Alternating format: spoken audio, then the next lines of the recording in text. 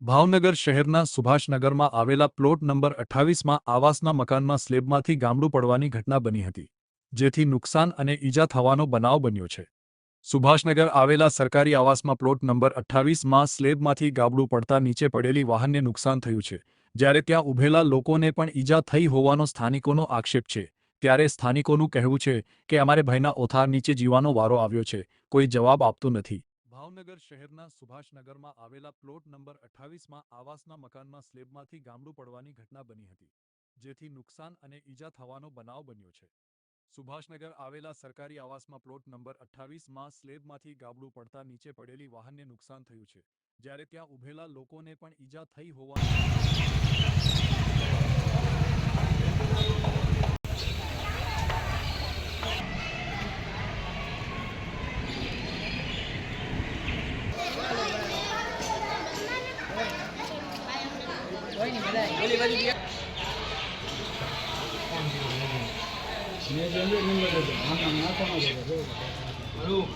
મારો શૂટિંગ લઈ જાય તમારું બધાનું લેવા આવ્યા તમે 2 મિનિટ ઉભા રહો।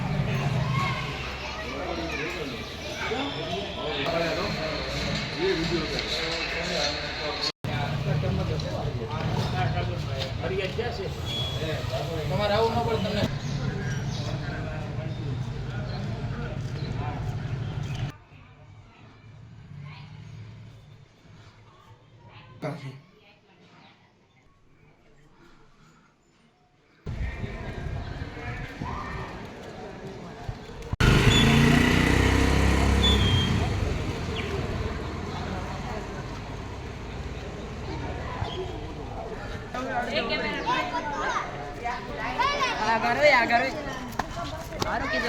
અશોકભાઈ પીઠડિયા પ્લોટ નંબર 28માં રહેતા B506 માં રહીએ છીએ અને આવાસમાં ગાબડું પડ્યું છે। રાતે નાની થઈ છે, દવાખાને લઈ ગયા છે। મારું નામ ફાલ્ગુનીબેન ડાભી છે। અમે B206 માં રહીએ છીએ અને રાત્રે દોઢ વાગે ગાબડું પડ્યું છે અને મારા છોકરાની ગાડી નુકસાન થયું છે અને અમે નાના બાળકો કેટલા રમતા હતા નીચે અહીંયા અને રાત્રે બધા 1:30 વાગે આવી આમ થયું છે। બાળકોને બેને નુકસાન થયું, એને દવાખાનામાં ભરતી છે બાળકો ત્યારે।